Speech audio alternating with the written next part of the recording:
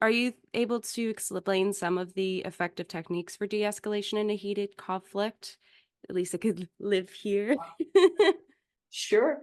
So one of the big things I often talk about is the fact that so a lot of what we do is interest-based problem solving. So we look at what is causing the other person to behave the way they are. And that's what we try and teach people to think about is, you may be really angry because, the person yelled at you because you were leaving a mess. But think about, what is it that made them feel like they needed to yell at you, right? Mm-hmm. And so what we'll say to folks is a couple of things. One is, if in the moment you're having a hard time calming down, you may need to say to the person, can we talk about this later?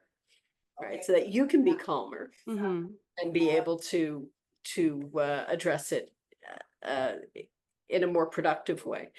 We don't see it as people needing to avoid conflict, because conflict happens everywhere all the time. Conflict is what causes change. Things don't change unless you're uncomfortable with it.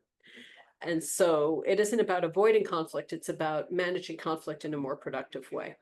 So we talk about, bringing your voice down. The more the other person yells at you, bring your voice down. Repeat back what you're hearing from the other person so they know that they're heard, then they're less likely to want to be yelling. And talk a lot